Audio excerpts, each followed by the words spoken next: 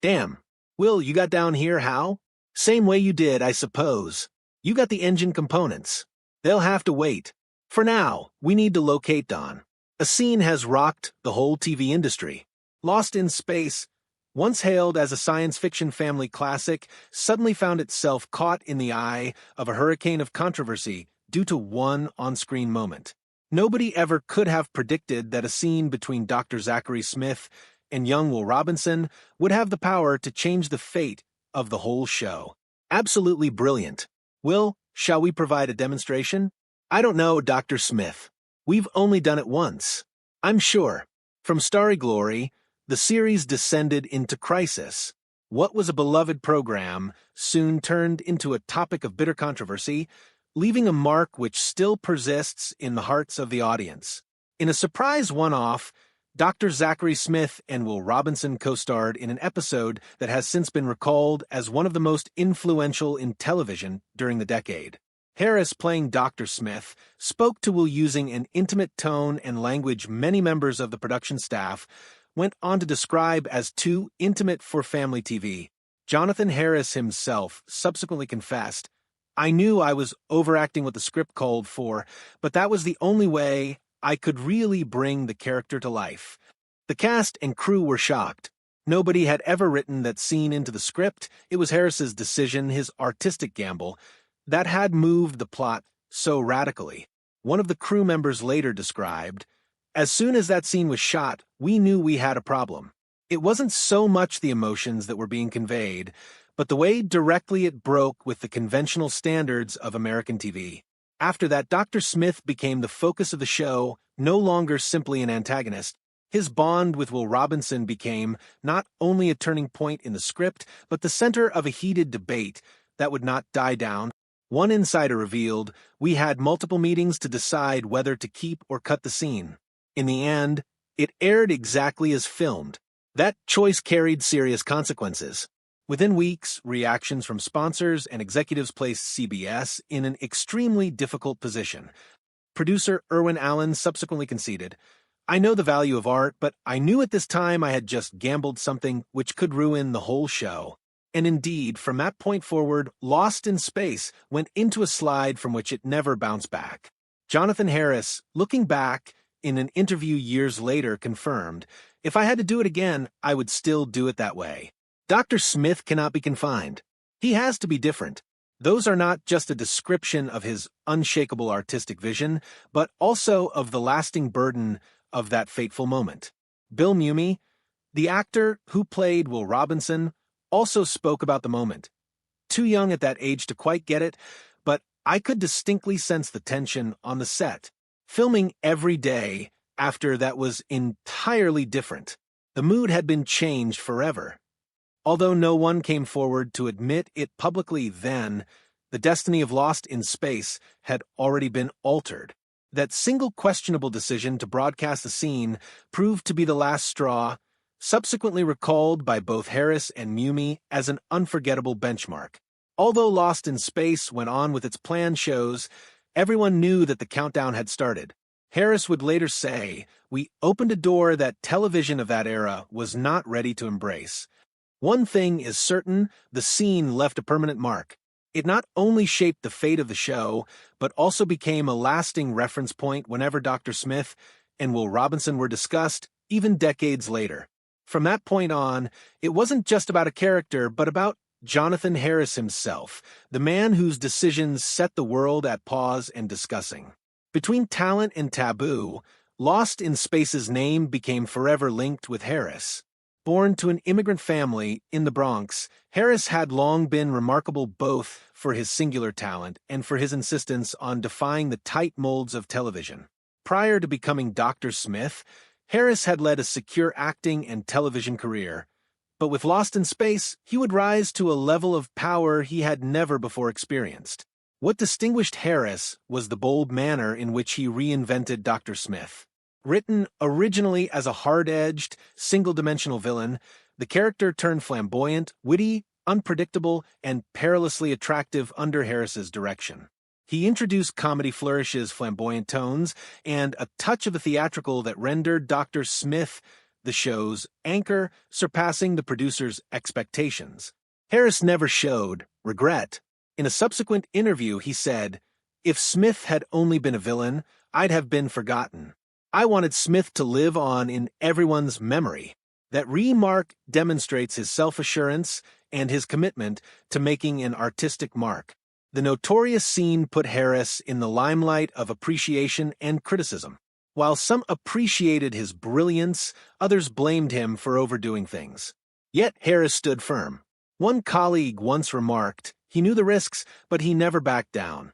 For him, Dr. Smith wasn't just a part, he was a legacy. The character continued to dominate his life. Although he had a successful voiceover and television acting career after Lost in Space, Dr. Smith was always in the background. Harris took it as a blessing, though. "I'm glad the world remembers me because of Dr. Smith. That's my legacy," he once stated. Off-screen, Harris had a down-to-earth personal life. He got married early and established a strong, durable family. His close friends and family portrayed him as a reliable, committed man, anything but the conniving Dr. Smith. This equilibrium served to weather the tempests of fame and scandal. In retrospect, colleagues and critics concurred that Harris redefined the television villain. He demonstrated that villains could be multidimensional, layered, humorous, and intriguing. His efforts had a lasting impact on producers and writers, creating characters years after Lost in Space went off the air. For Harris, the objective was always the same: making a character indelible in the minds of audiences, and in this, he succeeded entirely. Dr. Smith became inseparable from Harris himself. Millions of people recall him not just as an actor, but as a creator of one of television's most indelible characters. "Acting isn't just reading lines, it's making people believe," Harris once said. That one infamous scene validated his credo and seared his name into television history forever. Bill Mumy, making his entrance into Lost in Space as a teenager, would also bear the role of Will Robinson for the rest of his life. With his wholesome image, he became a generation's icon of innocence. However, following the scandalous scene with Harris, his career and personal life changed. Mumy frequently pondered how early in his life his career molded him. "I learned to handle pressure at a very young age. Each day on the set was an ordeal, but I knew we were building something great." What made it great was his inseparable friendship with Harris. Off-camera, Harris was a mentor, helping Mumy navigate the pressures of coming up on the set. One coworker testified, "Bill had Jonathan with him all the time. He wasn't a co-star, he was a guardian." But with that came a burden. The episode that connected them created a legacy Mumy could never shake. "I love Will Robinson, but it's also a burden. It took years to prove I had other talents," he once confessed. Mumy did eventually branch out, composing music, books, and taking on projects beyond acting.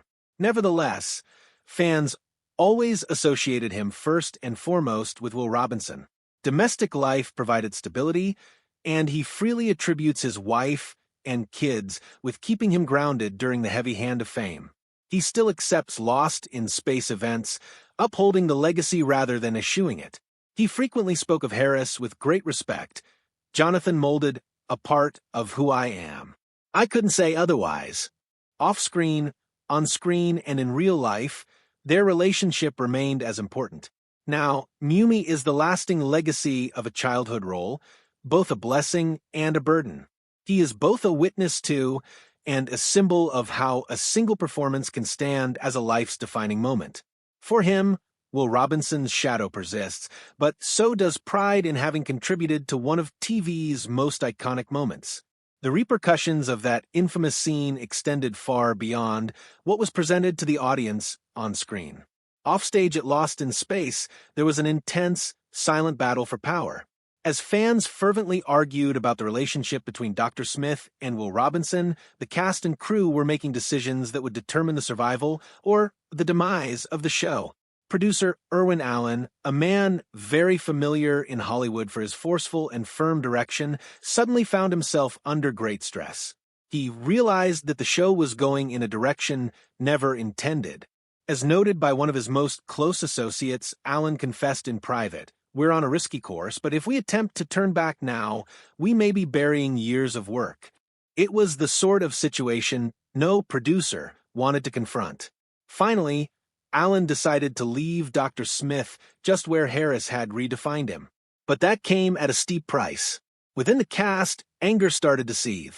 Guy Williams, the actor playing Patriarch John Robinson, became increasingly frustrated. In his view, the show, once about the Robinsons' fight for survival, was devolving into something else entirely. One of the cast members later remembered, Guy felt the show wasn't about the family anymore.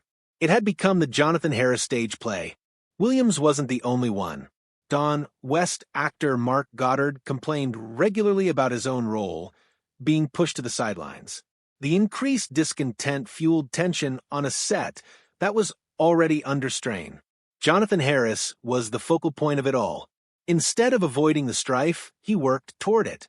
He was aware that the spotlight was on him, and he maximized every chance to beef up Dr. Smith's profile.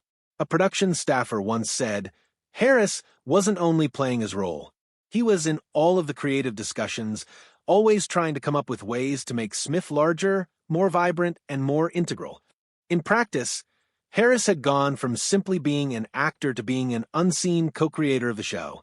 His presence reverberated throughout the scripts, tone, and direction of entire episodes.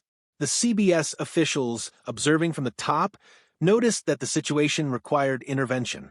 The network was facing pressure from advertisers, family organizations, and stakeholders to keep the family-friendly reputation of the series intact. As reported at the time, CBS gave them a warning. The show would have to strike a balance between entertainment and social mores. It was a message directed at both Harris and Irwin Allen. Instead of public admonishments, however, the warnings were accompanied by discreet adjustments, streamlined budgets, diminished reliance on costly visual effects, and scripts delicately cut to prevent further embarrassment. A member of the editing team later divulged, we weren't sacrificing story ideas. We were chopping pieces just to be safe. It was all about control, not creativity. Even within those boundaries, Harris would not alter his style. He kept on playing Dr. Smith in the same flamboyant, erratic fashion that had caused the tempest in the first place. His quick wit and overpowering presence kept Dr. Smith right in the middle of the show, whether CBS approved or not. In the meantime, the backstage environment deteriorated. Resentment among some cast members grew stronger. Some actors felt overshadowed, even abandoned, as if the soul of Lost in Space